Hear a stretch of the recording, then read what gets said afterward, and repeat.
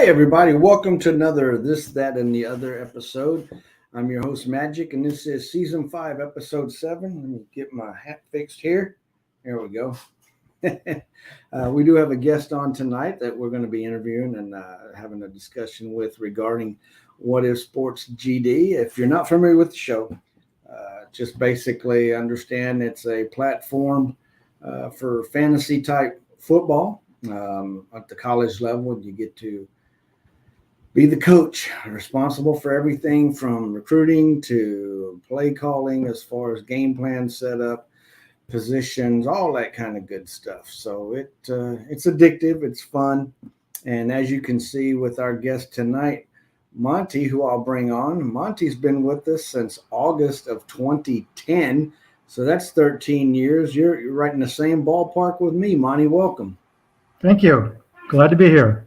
Well, it's an addictive game nonetheless. And what brought you to What If Sports? How did you find it? Well, I was just kind of perusing through the internet.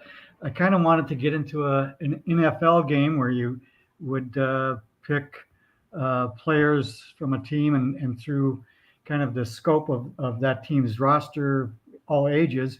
And I found What If Sports, and the college thing kind of interested me, and so I hopped on that. And it's very similar to what so many of us have done, is looking for a management type involvement in a online game that may or may not involve other humans. And that's one of the good aspects of this one, is you're not playing against a computer all the time. You actually get to interface with some other humans playing the game out there as well. And you find it and it sinks its hooks into you. And next thing you know, 15 years are going by. Right. So I gotta tell you that I've had some issues with my internet. So if you lose me, it's not your system, it's mine, and I'll try to get back to you. Okay, not a problem. Not a problem at all. Well, Monty, it shows that you've been with us, like I said, for about 13 years. You've got an 860 winning percentage, which is commendable. 131 conference titles and 6 national championships. What do you attribute your success to? Is it the game planning? Is it recruiting, or what other aspect? Well, I think a lot has to do with there's a lot of sims. Ah. And there's a lot of victories on sims. You know, it's when you get to playing some of the tougher coaches, it's tougher. But and it used to be that there were a lot more human coaches on the system, Right? And we've gotten to the point where it's really just a lot of just real vacant types of programs, and so you get 16 to 20 programs in a conference or a league, and that's not a whole lot. Right. It's almost like having 3 different seasons. You know, you've got the recruiting season, and then you've got the non-conference and then conference games, which, as you indicated, a lot of that is against sims. And then you've got that 3rd season where, if you're lucky enough to make the playoffs, now's when you're going to find a lot of those humans, like you said, some of those tougher coaches. Is there any one particular coach that really gives you a run for your money or throws fits at you? Well, I'm in Warner World D2 and in Hayes D2. And yeah, there's coaches. I was just looking at it. Like in Hayes, and we're all probably familiar with Hoovcats and Holdaway. Those two guys have really dominated that world in D2. I mean, you look at it, and I was just kind of looking. Yeah, Emporia State and Valdosta, respectively, I think. Yeah, in the last 50 seasons, only 6 other coaches have won championship other than those 2 guys. So it's kind of, sometimes you wonder, well, what am I doing here if I don't have a chance? But you got that challenge, and you always go say, hey, can I whip one of these guys? Exactly. And I mean, that's a huge feather in your cap, because both of those guys, like you mentioned, have got tremendous success. They're both great coaches, and I, for one, don't even game plan against them because I don't want to waste my time. Yeah, I've tried, and every once in a while I can hold a score down. Yeah, exactly. Yeah, I can count the number of times I've beaten Hoovcats and or hold away on no hands. I don't Yeah. need any fingers because it's a big goose egg. Yeah, I think against Tube Cats, it must be something like 3-35. So Yeah, it's incredible the yeah, run some of these guys are able to put together, and they're spread out throughout all the worlds at all the divisions. You've got some that tend to sit in one particular division for whatever their preference may be. But for the most part, you see, coaches successful at all levels. Which level do you find to be more enjoyable for you? I know you mentioned the D2 currently. yeah. I've basically played in the D2 for almost the entire time. I've had um, somewhere D3 where I started, and that was, like I say, 13 years ago. And I spent some seasons there, and then initially moved in for one of my teams into D2. And then after that, when they made the change to where they really kind of uh, brought down a little bit what you needed to do in D3, I no longer really had interest in that. And Yeah. so I've kind of just stayed at D2 for all time. Yeah. I try to avoid D3. I've got one team there now. I'm not sure if I'm going to keep it after this season, but I think mine is D2 and D1 AA. Mhm. Um, I think it's because of the recruiting that you can do there with the vision. When you get to D1A, you don't have that vision advantage. Everybody pretty much is able to see everybody, but my lack of game planning and lack of managing a roster, I need all the advantages I can get. So Yeah. hopefully, I can get some of that advantage through the vision and get some studs on the roster to bail me out from time to time. Yeah. I will say one thing. It was when I was in the D3 field it was Warner. I was in the same conference as MFN Meyer, Oh yeah, good old Mikey. and he had gotten there just the year before, and there was a guy that was really dominant in that conference, and I seemed to do okay, and um, actually I have a winning record against Myers, which now I'd never go back. It was fortunate he hadn't gotten his, I don't think, his game plan and everything down. Right. I think that he didn't have all that many teams, and now I can say, hey, I've got to be one of the few that has a winning record against him. But Take it. that was then, and Yep. this would be now, and that wouldn't fare so well. Yeah, yeah. Take it when you can get it. Yeah. Bragging rights as they may be. Well, Monty, where do you hail from, and what do you do? Well, I'm retired, which Awesome. is Congratulations. I spent a lot of time um, not, as a property insurance adjuster, walking through all kinds of destruction and Oh things. wow. So and enjoyed that for 35, 38 years, something like that.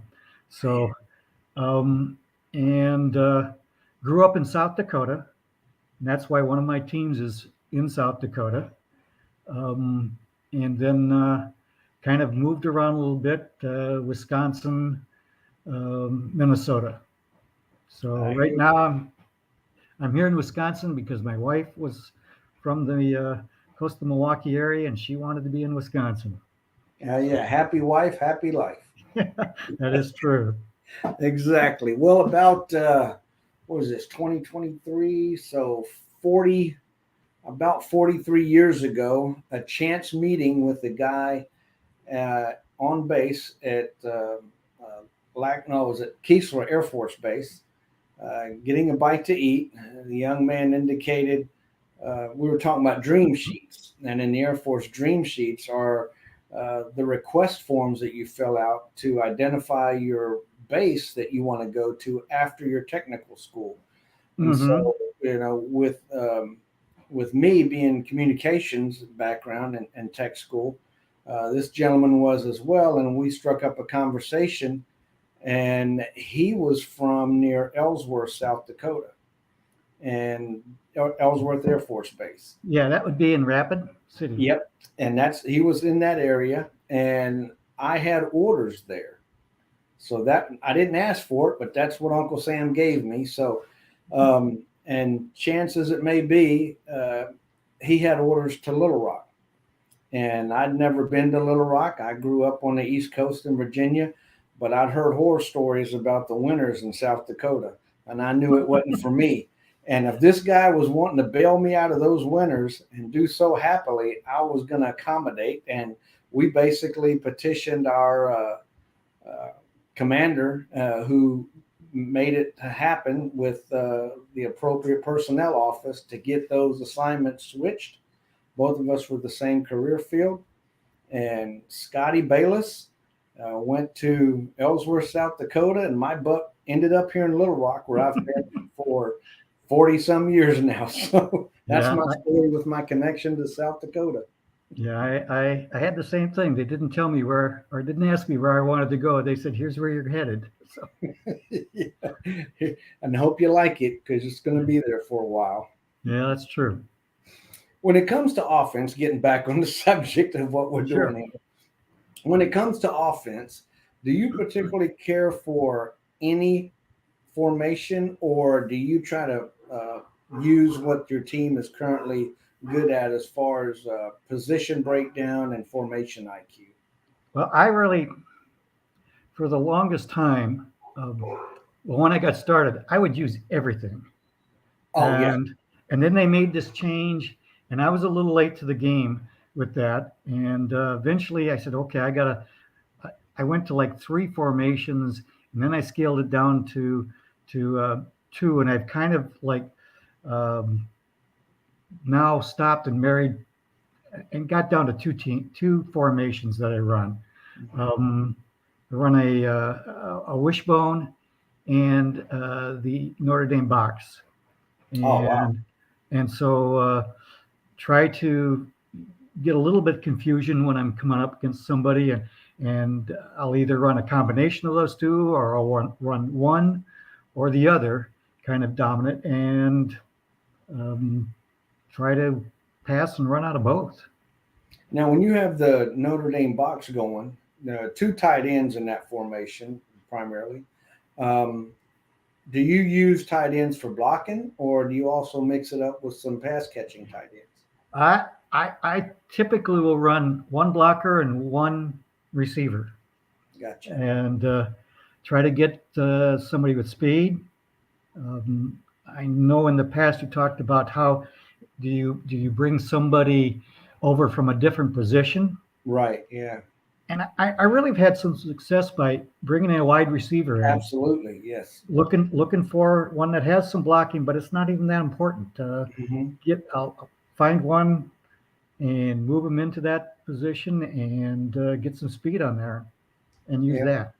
And that's kind of what I've done too with any of the Notre Dame box formations. Is I'll actually carry enough tight ends so that I've got 2 designated to block on all my running plays, and 2 as my pass catching tight ends on pass plays. And what I found, as you indicated, was with the position change from wide receiver to tight end for those pass catching position, you really have an opportunity to dominate if you come up against a slow linebacker who's trying to cover your tight end. And at the same time, your blocking tight ends really enhance your line play when you're using that formation to run out of. So a lot of people, I look and see they run an NDB and they're carrying, 1 or 2 tight ends, and none of them have hands. None of them are speedy. And I think to myself, that's a wasted opportunity from my philosophy anyway. Yeah, I like to get a tight end that's got 90 speed. Oh my gosh, at D2, are you kidding me? Absolutely. Yeah, it's and they can be very good.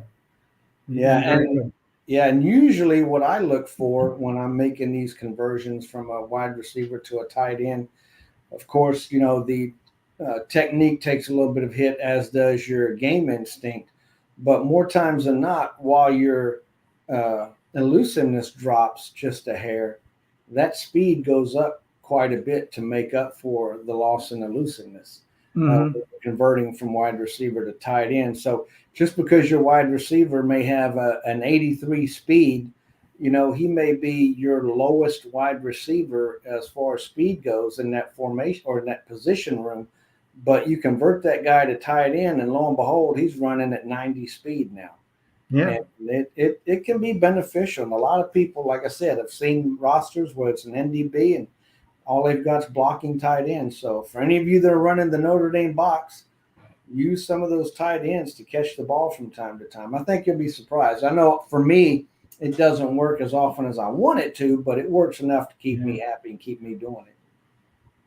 Yeah, I've had success with that. I've had where the tight end is the second or third best receiver on the team. Right. Yeah. Absolutely. And so are getting the most yards. So, and you can use that set too if you've got a formation week or formation IQ week quarterback where you may be starting a sophomore or junior, whatever the case may be, for whatever reason, that has a very low formation IQ. And predominantly low formation IQs translate to interceptions when you're throwing the ball with your quarterback. So in that particular situation, throwing short to those tight ends or very short to those tight ends will cover up some of that weakness that QB has with the low formation IQ. And at the same time, if he's in on your running formations, that formation IQ is not going to hurt him during the runs, but it'll show up if you're throwing down the field quite a bit. Yep. Go ahead. I'm sorry. No, I was done. Okay. What about on the defensive side of the ball? What kind of formations do you prefer there? I've gotten down to just doing the 3-4. There you go. Just the 3-4. Again, I like speed, so I try to find players that I can move into the linebacker, the outside linebacker positions with speed, and a lot of times that means bringing in a DB and changing them over. I know a lot of people don't like to do a lot of changing with positions, and you do get hit on different values. But if I find one that's, I say, hey, it'll increase a couple of the values that I like, go for it. Yeah, absolutely. So I'll typically run linebackers that have speed up in the mid 70s. Mm-hmm. So, and those would be the guys. Those would be the guys that cover some of those tight ends that we talked about. Yeah. And you need those, definitely. What aspect of this game do you look forward to? Is it the preseason? Is it the postseason? Recruiting? What part of it really gets your ticker going? I guess getting down to the end, getting to the conference championship, and then seeing if I can get past round 2 or round 3. Mm-hmm. Sometimes I've been able to get into that championship game. I mean, that Final Four, but I usually run up against somebody that takes me out in that Final Four. And I don't know why. My quarterback always seems to, when I get to that fourth round, my quarterback, no matter how good he is, just tanks. Mm-hmm. And that's my downfall. Yeah, and I don't think it's your quarterback. I think it's the scheme and the quality and the talent that you're running up against that late in the POs, because I've encountered that where I've praised my quarterback, up one side and down the other. He's the greatest thing since sliced bread. Mm-hmm. And I run up against somebody like a Hoofcat or a Holdaway, and my quarterback can't even put his socks on, it seems like. The guy just chunking interceptions, overthrowing the ball. It's just crazy. Completion of 32%. Yeah, it'll hurt you. So, yeah, that's what I typically run into. Have you played any other of the What If Sports games on this platform? I have not. Okay. I didn't know if you found some others that were as interesting as this one. Now, I know you were part of our TTATO fantasy baseball team. Yes, I was. and I can talk smack because I finished one position higher than you. Yeah. And you know what that was, don't you? Yep. I was poised. I had four players playing on a Monday night. Yep. And that was the Quarterback, game. Josh Allen. I had 4 Buffalo Bills playing that night. That was just great. And that, of course, for those people that don't know, we're talking about the night that Devin got hurt. Yeah. And for They Buffalo. called the game. And, you know, that to me, I mean, that you really, it really wakes your senses up to the fact that it is just a game and there are more important things in life going on. But as you pointed out, you know, after, you know, all that kind of settles back down and you refocus into the fantasy sports aspect of it and you get away from reality somewhat, you look at that game and you go, man, and like, you know, I was the beneficiary of it. You know, you didn't get some of the points that you would have gotten to easily, you know, make me beg for mercy because you would have thrashed me definitely. I started out, I think it was 1-8. Yeah. And I just couldn't get anything. And then I won everything after that. Yeah. I was the last position to get into the playoffs. Yeah. There.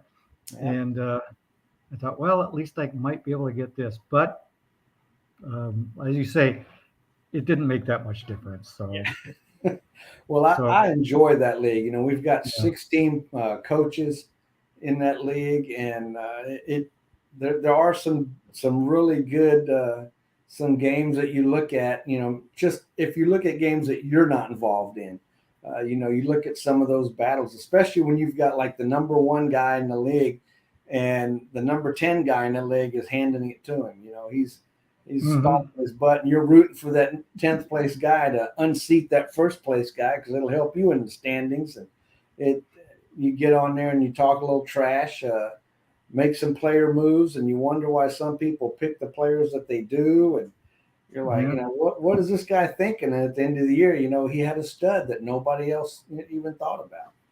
Yeah. Well, it'll be interesting again this year.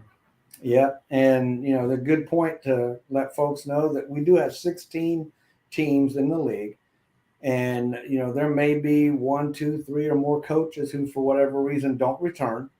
And in that case, as I've mentioned on the previous episode, we'll make the announcement on the forums to let the folks know that we've got some openings to be filled on a first come, first served basis, and it's a dynasty league. So you can keep however many players you want from year to year. You can keep 0 or all of them. You know, it's up to you. And however many you keep on your roster actually kind of factors into where you actually get to make your first honest to goodness draft pick, regardless of where you finished, of course, because that's the primary placement for picks. But, you know, if you don't keep a lot of folks, then you're going to pick first, you know, over those people who have kept a roster full of people. So it adds a bit of intrigue to the whole draft procedure. Yes, it does. And I didn't keep but 1 or 2 last year. And I might do it differently this year. Well, I tell you, I had to drop my roster from last year because they were atrocious. And I think I may have kept 1 or 2 or none. I think it was none because it was just, I looked at the roster and I'm like, you know, my best guy is probably a 3rd rounder at best. Why keep him? You know? Yeah, that's true. So, and there's no penalty, you know, so just let the guy go. But it's been fun, 2nd year. So we'll be kicking off our 3rd year this fall, and we'll make that announcement on the forums for those to join. Look forward to having you come back and join us in that league. Hopefully I can do better. See, I was going to say, see if you can have better luck this year with the gameplay that happened there in Buffalo. But hopefully everybody's all better. I understand he is, so that's a good thing. Definitely. Sure. Yep. Now, as far as kickers and punters, a lot of folks have asked me about pork, you know, the punting or the kicker. What's your philosophy as far as how many you carry? I just carry 1 of each, I do carry a kicker and a punter, different punter. So it's just sometimes you're going with a freshman, and you just do that. I don't want more than one. I guess it's a position that hey. Is there an advantage to that? Sometimes I think, well, maybe if you get a punter that that can uh, has good values, and he would be a freshman that sits 1 year. I'm kind of in that position now, and I've got recruiting going on now, and I'm in that position. Do I keep this punter that could come to me on this recruiting period? I still have a junior, so I have to really think. He's got to have really good strength. Yeah. And those sometimes people don't keep punters or kickers, and they just play with one. I just finished. I just finished a playoff game, and I think it was in the Final Four, and I was going up. The team had a freshman. No, didn't have a punter or kicker. I'm sorry, didn't have a kicker. Had a freshman punter, I think it was, but he didn't have any trouble making any field goals. He kicked them. Well, my punter was a senior with great values, missed 2 chip shot field goals. Oh man! And it's like, and it was the very first drive down there, take it all the way down against one of these, once Holdaway's team. Got inside the 15-yard line or 20-yard line and missed a field goal. And I said right there, you know what? This game's over. Yeah. When that happens, you know that. And then he opened up the second half, did the same thing. So it's like, okay. And his punter made him. I think it was the punter, made him easily. That's crazy. Yeah, I've run up against that. Sometimes you wonder, is it the values that they place on the whole team that has those effects on kicking and punting? I don't know. Yeah, I know that there was a Dev chat years ago that talked about game instinct being a factor, but I don't know if it talked about the whole team factoring into success of the kicks. And of course, the strength and technique as far as the accuracy and the distance go, but something about game instinct being a factor as well. But talking about the strength aspect or even the technique, what do you look at to set your max range when it comes to those field goal attempts from your kicker? Well, I'll typically, I guess, I want to kick out from the 35 or 36-yard line. But if I have somebody that's kind of missed a few, or that I've run into times where I've got a kicker that just isn't that good, and I'll bring it down. I'll bring it down to the 30-yard line or less. Just say, well, it's worth the risk to try to pick it up on 4th down or punt and try to put them back and deep into their own territory and see if I can hold. Yeah. Now, have you ever done the old quarterback to kicker or punter conversion? I think I've lost you. Oh, I'm here. Nope, I'm back. Okay. Yeah, I asked because that's one of my favorite things to do. Is use the quarterback? Yeah, I will use what I'll do is if I've got, let's say I've got a sophomore quarterback on the roster, and it was a bad season for recruiting quarterbacks, and I've got a freshman on the roster that's just as good as that sophomore is. I will actually, and I don't have a punter or kicker, one of the positions is open. I will actually avoid recruiting a punter or kicker and convert the quarterback to that open punter or kicker position. Because actually make him a punter? Yes, actually make them a punter or a kicker Yeah. because generally speaking, if we look at some of the cores for quarterbacks, they mirror some of the cores for punter or kicker. So their attributes don't drop off very much because they're a quarterback and they slot right in, and they may have, half a season where they don't do as well as you would expect, but because they're getting that playing time, they're getting, work ethic increase, which increases all their other cores. So before you know it, you've got a monster kicker or punter on your team that used Really? to be a quarterback. Wow. And I recommend, that bit of strategy to a lot of the guys and gals that have run into situations where they don't want to battle for a kicker or punter, which I kind of refrain from that as well. But at the Hmm. same time, they don't want to be relegated to picking up an undecided punter or kicker that's absolute garbage. And if you run into that situation where that's your only option, look at your roster and see if maybe you can move a quarterback down and not really hurt your quarterback room that much. Because in my case, having a sophomore that's got the same basic cores as a freshman, he's pretty much worthless. I'm going to start that freshman over him when the time comes anyway. So Sure. he's just basically dead weight at that point, and I will use him to fill that punter position or kicker position and add some depth to one of my other primary positions on the field. So And then you keep them for the next few years absolutely, yeah, or because they seasons. just get better every year. Wow. And even Billy had mentioned Ty Webb. He had mentioned one time, I believe it was, that he'd got a kicker. He was desperate, didn't have a whole lot of money, and just signed the first piece of scum off the bottom of the barrel. And the guy was practically an All-American by the time he graduated.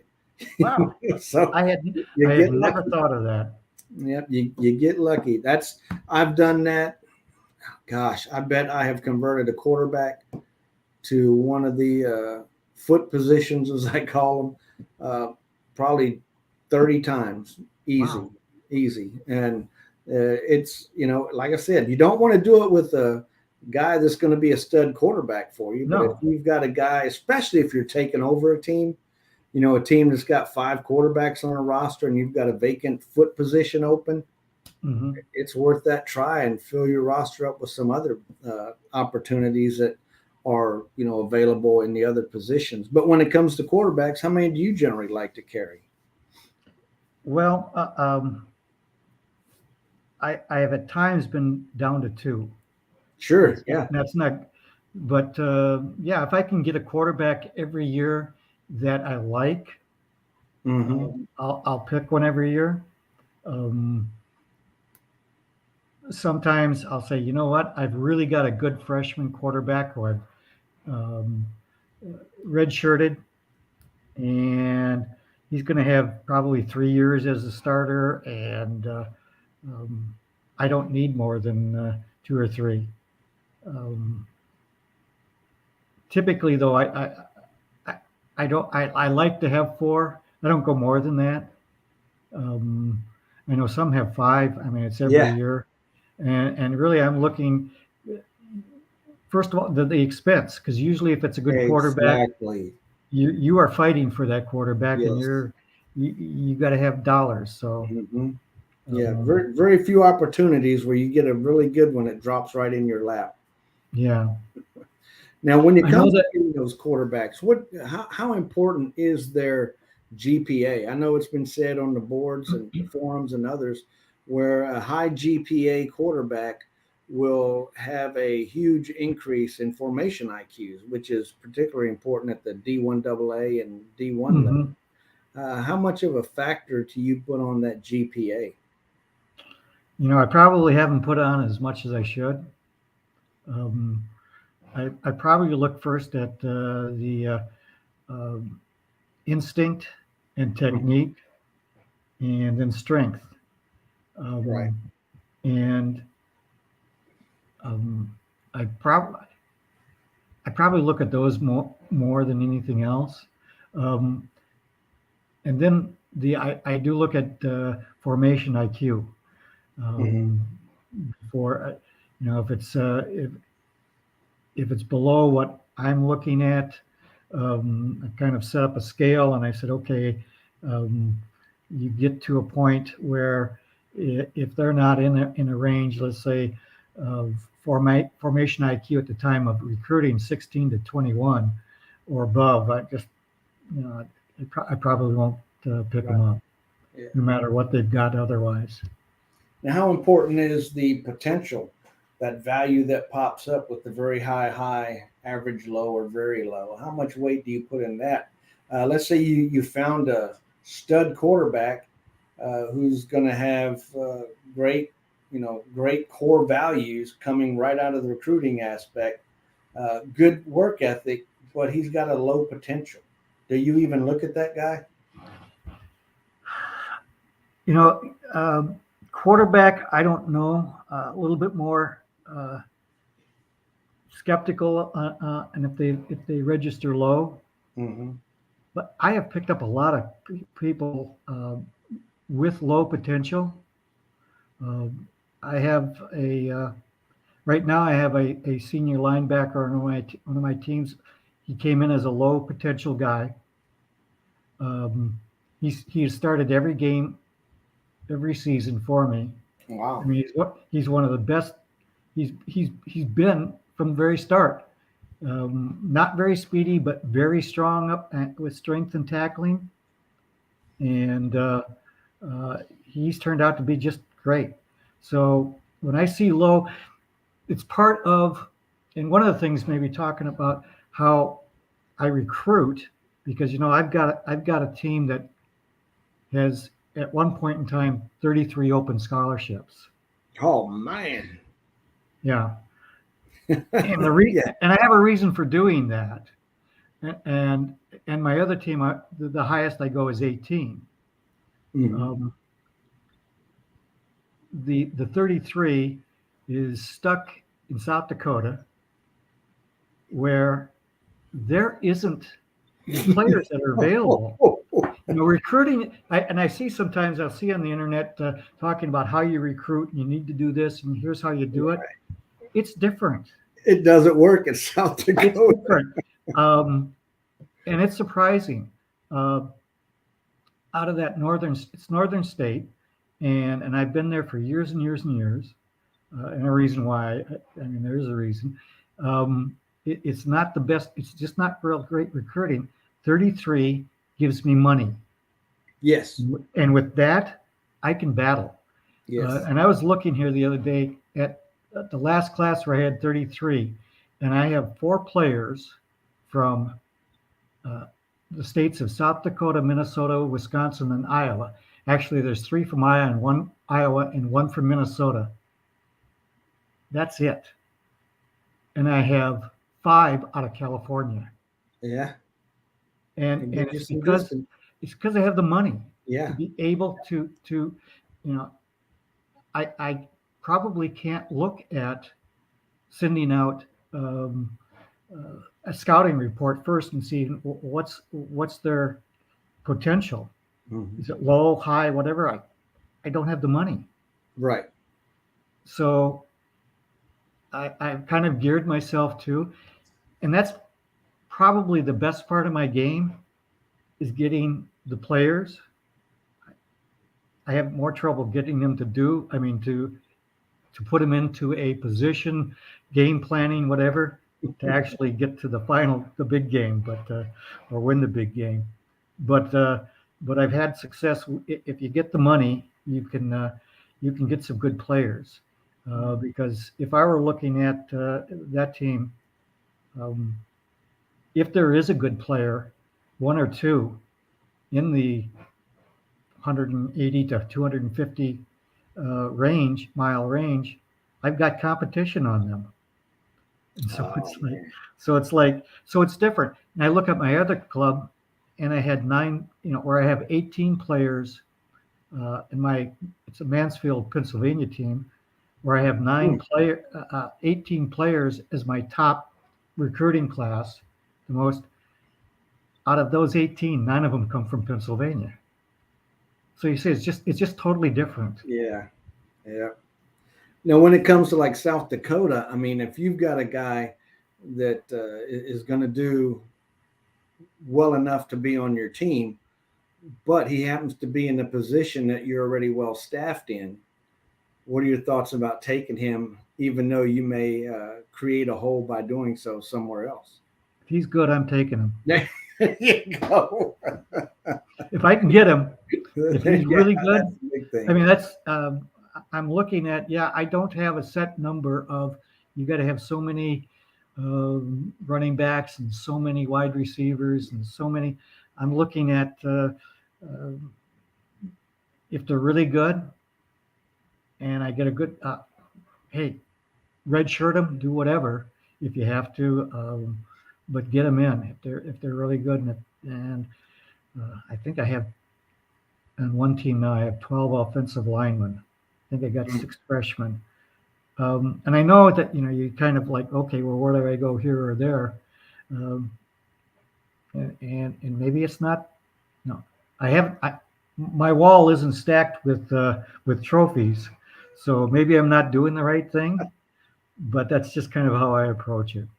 Well, I had a coach years ago that told me, he said, you can do the right things the right way every time and still not find success.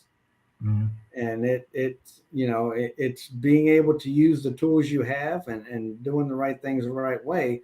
But there's always going to be somebody that you run up against that may not have the tools that you have, but they have more success, whether it's luck or just that one situation that for some reason you can't come out victorious. We had a softball nemesis when I played base softball in the Air Force, and it didn't matter if they were starting, first graders, they would beat us every time.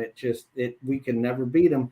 And we'd have, 110 home runs 3/4 of the way through the season, come up against them and not even get it out of the infield. I mean, it was just, we did not have any luck, but we had all the tools, we had all the resources, but we still couldn't find the success some way. So it may not be what you're doing. It just may be that competition out there.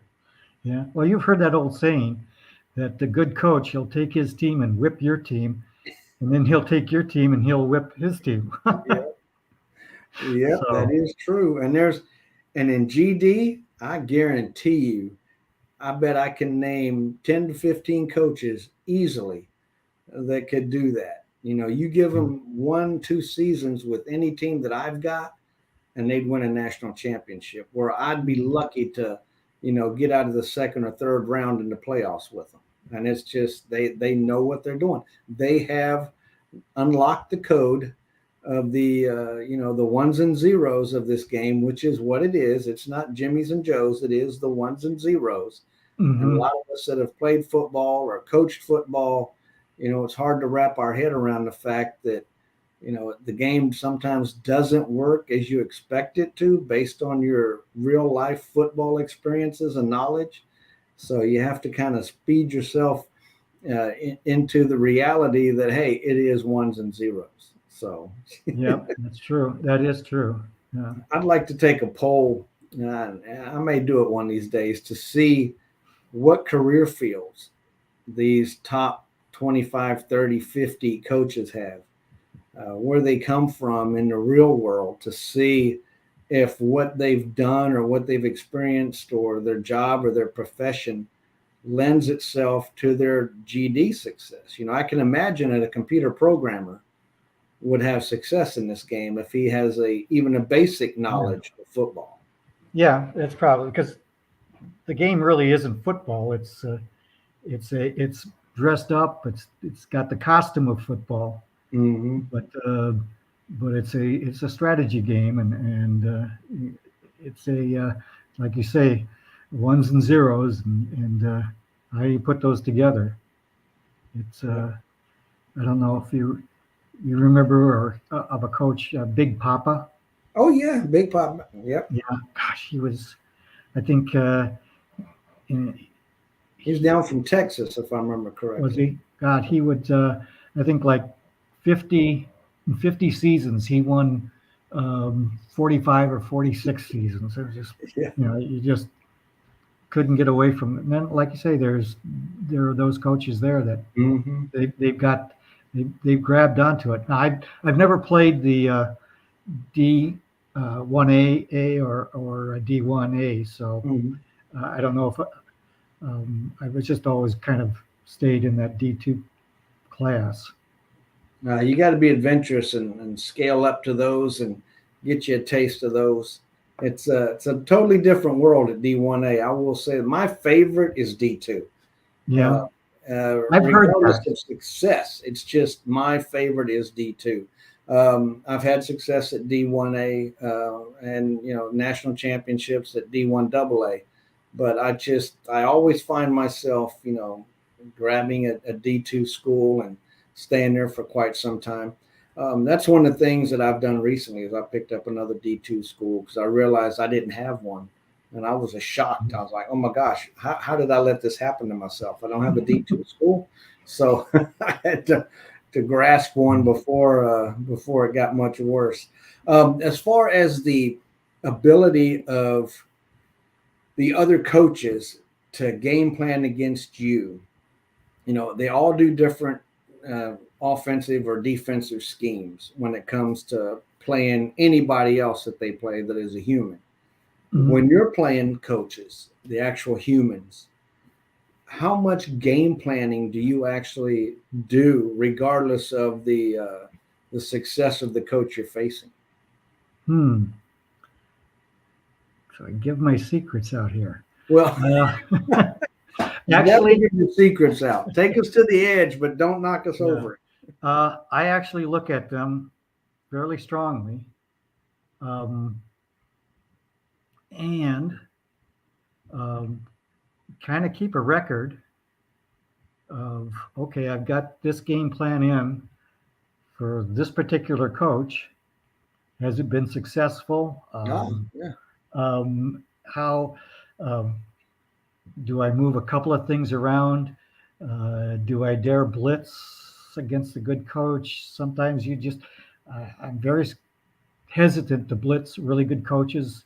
I want to keep, I don't know if I get somebody out of position and that's where they go, Mhm. get some big plays or whatever. I don't know. But I will. I mean, it just depends. It depends on what type of offense they're running and how they use particular, whether they use their tight end, whether they use passing to running backs and those types of things. But yeah, I do. I do look at them pretty close, especially you get down to, um, in my case, I'm playing a lot of Sims because in both of my teams, they have one doesn't have any right now, any other coaches in the conference, and one has one other one, Oh wow. and so this is it was different years ago, many years ago, where if you had 40 or 50 coaches in uh, uh, a world, uh, you're going, wow, it's not that full, Hmm. and it was tough to, you had to fight to make the playoffs. Yep. And now basically you're in the playoffs. If you're the first or second season, maybe Hmm. not, but after that, you're pretty much in the playoffs. Yeah. So it's kind of like I don't know what uh, GD can do. It would be very tough to combine some worlds. Yeah. Yeah. That's been an You know, ongoing discussion. Yep. yeah. But what do you do? And then what if you have somebody that has, uh, let's say, a D1A team that they want to keep, and where they're combining them to, that team isn't available. So it's you're Yeah. damned if you do and damned if you don't. But Exactly. It's almost to the point where you sacrifice, somebody for the betterment of everybody else in that situation. If you've got an opportunity to close a couple of worlds to make the others more populated with humans, does that really come to fruition? Because how many humans are going to quit the game entirely because you've pissed them off by, cutting them off at the knees by taking their team away from them that they've spent money, time, and effort on? And yeah, then from a legal aspect, is there a legal contract for being able to play the game given the money that you've paid to play the game? yeah, there's a lot of things that go into that. Now I remember years ago when shortly after I joined up, where they actually had 2 or 3 worlds that they added. Yeah. And it was because, like what you were saying, there were you had plenty of people throughout the entire platform that it called for more worlds to be added to generate more money because they had the interest, they had the draw, they had the numbers. But shortly thereafter, it's like people started falling off, and that's when you got this sparse. It's just real sparse in a lot of worlds, Oh, and yeah. regardless of what division, it's just, and it's like have certain coaches who nest at certain divisions, and they're there, and with Mike, he's St. Olaf in every world, if I remember correctly, and more power to him, and love the guy for the success he's had and doing what he's been doing. If that's what he wants to do, God bless him. But you've got other people, who are roosting at Penn State or some of the other elites that may or may not be as successful as you would have needed to be in the past in order to stay there. And I don't know if the game was tweaked with the coaching qualifications or what, but that's got to be able to have an impact against some of the people who play the game for the purpose of getting an elite, and they can't do it because you've got guys roosting there with mediocre or records that really don't warrant them staying there. Yeah, you wonder sometimes if they could manage it, some type of advertising or promotion. I remember one season they had a promotion, and this goes back quite a ways. Mm-hmm. And the world I was in was almost completely full, I think. I know Wow. I did not play one game that was against a sim. I mean, every Wow. game was against a coach. The good old days. And you go, yeah, I remember a conference, and it was the PSIAC or whatever, the Pennsylvania conference, and they probably had 8 coaches in there, maybe.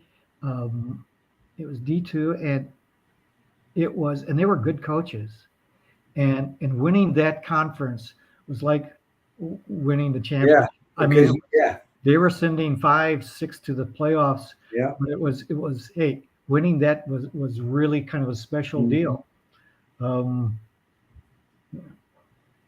It's fun to win the conference championship now, but again, it's almost a foregone conclusion. If you're in, like I'm in, with Sims in SIC, and I mean it's a foregone conclusion. I'm going to win the conference championship, and I'm probably going to win every game going in till I get to the playoffs. So it gets old after a while.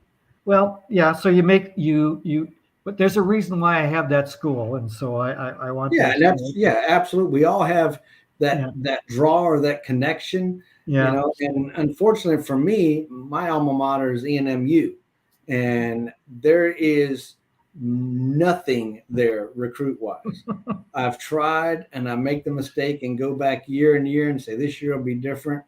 There are no recruits. I don't know if there's a huge wall in Texas or what the deal is, but there's just nobody there within that 360 to make it worth my while to stay there. And it takes the fun out of the game when you can't be competitive, and you can be competitive everywhere else. But when you can't be competitive at your own alma mater, it kind of bites and it takes the fun out of it. So I've resigned myself to not even try anymore. Well, I do it at Northern State. I remember as a kid going over to the field. Oh, there you go. Yeah. And at that time, Northern was kind of a powerhouse in the small college football. I think they call it small college, whatever, and for the area. And I know they always would come up against this team in Montana when they got to like playoff time or whatever, and then they would couldn't get past them. But so it's kind of like just the memories. I know where things are at. Yeah. But yeah, it's it does become a challenge. I left it once and decided I'd come back and try it, and kind of nested there, and we'll see. Someday, if I win a championship there, I may leave. There, leave your mark.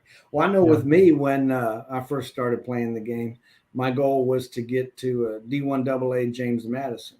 It was, in Virginia, where I grew up and where I played ball, and we played some playoff games there at the Duke Stadium way Mhm. back when. First time I ever played on AstroTurf, as a matter of fact, and learned why most people hate AstroTurf. Scars on the Got knees. some burns. Oh my gosh, yes, and they're painful. But it was difficult to get that school because the worlds were full. They were Yeah. packed. So it took me, years and years of trying before I finally said, "Man, I'm just not gonna play for the purpose of going to a particular school in this world. I'm gonna look for the recruiting aspect and all that." But it's sad to see the the way that this platform, this game, has actually decreased in numbers. And I kind of use the bus analogy, the public transportation analogy to the game, where the bus is going from point A to point B to point C to point D, whether it's got one rider or every seat filled. Hmm. And this game sims every day at the same times. The recruiting cycles occur every day at the same times when recruiting's going on, whether there's one coach or whether every world is full. Yeah. So to me, and like in that bus transportation analogy, if they reduce the fares by 50%, but they get 3 riders instead of 2, they're coming out ahead because Yeah. they're using the same amount of gas. The bus is going the same way every day, as is this game. It's doing the same thing every day. And if you drop the $10 fee down to $5 and you get 3 guys that play versus the one guy that's playing because he can afford the $10, you're coming out ahead, and Yeah. that's kind of what I think would be the most beneficial aspect to population increase in this game, is that at the next advertisement or the next effort to increase the population, they just across the board drop the price per season by 50%. And Yeah. even if it means dropping the bonus points or the points you get by 50%, so be it. Let's fill these worlds up and let's play against other humans and make it a little bit more entertaining and a little bit more challenging. Yeah. It was when we had more full leagues, and it was Mhm. still fun. I don't know if people can't win consistently or get to the playoffs, they decide to drop off or whatever. I don't Yeah, know. could be. But I, Fox was affiliated with GD for a little Mhm. while, and Right. I always wondered why they didn't promote the game on Fox. Yeah. Sunday football. Why they didn't promote it? Yep. They had the network, Yeah, and then they built say, in hey, house.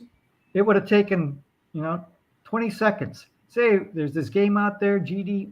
Hmm. What if? Why don't you go there? Platform Yeah. play college football. Wouldn't this be great or something? Or they do it on the Yep. college days, whatever.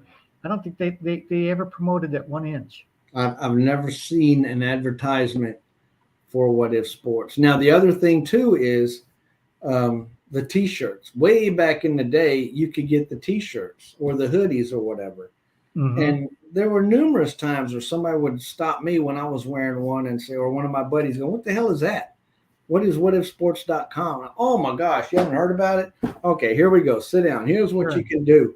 And they're not available, Yeah. and it I don't know. It's just, to me, it seems like there's not enough smart advertising. There's not enough smart management for clients to Hmm. get the worlds filled up to where they can make the money that they were making at one point. Yeah. I just, Maybe they say, well, we're making this, and yeah, they've if hit we their if we price spend point. more, if we do something different, we're risking it, and what the Yeah. heck, works okay, so we'll just keep it. Well, I'm not the king, so I can't make those calls, unfortunately. Okay. Well, Monty, before I let you go, what's the one bit of advice you would give to a brand spanking new person who has just started playing? Just don't listen to me. I guess there's a lot of advice on the platforms, and read it with a grain of salt, and just have fun with it and see if you can. Basically that's what I learned. I by experiment do this and do that, and obviously um, it hasn't gotten me. And it probably is not anything that I'm doing wrong. It's just that there's more people that are more advanced than what I've got. But go get on and start playing and enjoy it. Yeah. If you enjoy it, I still enjoy it. So if Yeah. you enjoy it, hey, keep with it and just kind of grab some stuff when you can, more information, and eventually you'll get there. Yeah, there's got to be something to it when there's guys like us who've been playing this thing for 13, 15 years. Yeah, we're nuts. We're just crazy. Yeah. Your wife probably thinks the same thing mine does. Yeah, I wonder. It's like, She's like, I don't get it. I don't get the draw. I don't, it's a computer game. Why do you got to get up at, 3 o'clock in the morning to check a recruit? What the hell are you doing? yeah, I don't do that anymore. But there was a time, Oh, yeah. That was, yeah. get up and go, did I sign this guy? Not, or stay up till 1:30 in the morning. Okay, how's the game going? Okay, now I got to make changes and get to Yeah. bed at 2 or 2:30. Yeah, I don't. Guilty. I learned. Yeah. Yeah. Self-discipline. Well, it was good talking to you, Magic. And You too, when we brother. get to the fantasy football stuff, can't wait to play you again.